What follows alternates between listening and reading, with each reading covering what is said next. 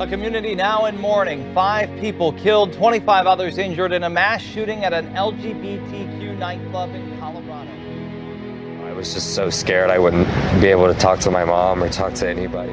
The shooting at Club Q took the lives of 5 people and 17 others were injured. The massacre coming amid a rise in hate crimes against LGBTQ. Police say 22-year-old Anderson Lee Aldrich was arrested for the shooting.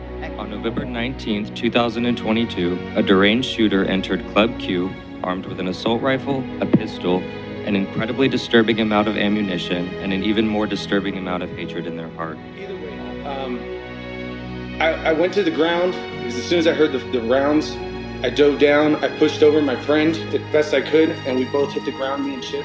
Right before midnight on the eve of the Transgender Day of Remembrance, my boyfriend John Carlos and I were about to leave Club Q when a shooter walked in. Several pops rang out, and I immediately felt a searing pain in my heart. 10 seconds or so later, it got silent. All you could hear was the dance music, bumping through the club. It says that 72% of transgender people are now more fearful. 48% of LGBTQ plus people are more fearful. Is that just because of the mass shootings like Pulse and Club Q, or is it also because of the laws and the rhetoric? It actually was conducted right before Club Q. So I can't even imagine how fearful our community is now. Before you go, I want to apologize for the people that didn't get their kids. All of them deserve to have their kids home tonight. There's no question about that. That is obviously when I first left this building, I said I'm never going back in there. I'm in here right now. My brother and I entered the building for the first time, and yes, I mean, and those feelings are very. And I think the biggest fear was, oh my God, I can never do this again. I don't want to put people in this situation. And when there were hundreds and hundreds of people coming to this building and laying flowers and giving their own testimony, or when there were parents bringing their children here and saying it's okay to be different, it's okay, nobody should be bullied. People drove from the surrounding states to put flowers at this building. Club Q is grieving.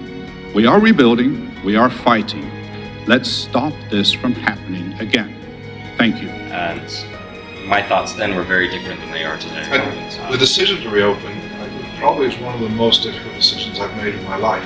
Club Q will reopen and honor those killed and queer communities. I genuinely cannot wait for the day we open these doors and cut that rainbow ribbon. But I'm excited just to be back, and to even be in here today. Exactly. Why are we doing videos like this? Why is this the first time that we sit down and actually tell what we're doing? Yeah. And I think it's important to put on the record what the process is. In this sort of format, I think is also powerful, and to be able to share that, and so others can follow along as we're going along this journey. I think it's also important that we tell the story. And you and I have, if people are interested, we can tell this story more often. We need to show our offices and just kind of what we do on a day-to-day basis around all this. The space will be better than ever when we're done, and safer than ever.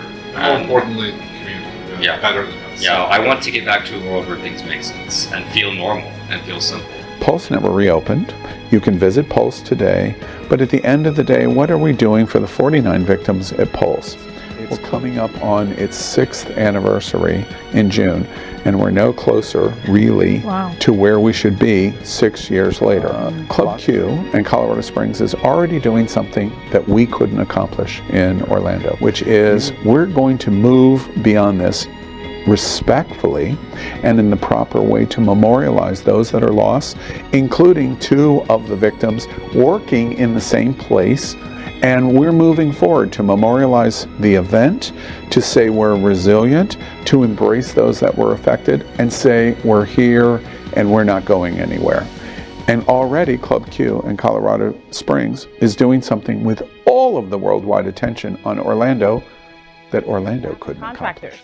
Club Q is expected to reopen next fall, 2024. The club will also partner with Colorado Springs and a local women-owned architecture firm to create a tribute to the victims of the shooting, as well as rebuild the club with new security protections. The new security features will be planned in coordination with local, state, and federal agencies in order to have Club Q stand as a model for LGBTQ plus safe spaces in the U.S. The club has also bought on... I saw my friend lying on the floor, bleeding out, knowing there was little to no chance of surviving that bullet wound. I had to tell him goodbye while I continued to fear for my life. As leaders of our country, it is your obligation to represent all of us, not just the ones you happen to agree with. Hate speech turns into hate action, and actions based on hate almost took my life from me at 25 years old. It truly takes a village to do anything in this world. And with the help of the community, we are going to rebuild our safe space, Club Q, and we are going to make it stronger than ever before. Hate will not win. It will never win. We will not let minutes of hatred overcome 20 years of love.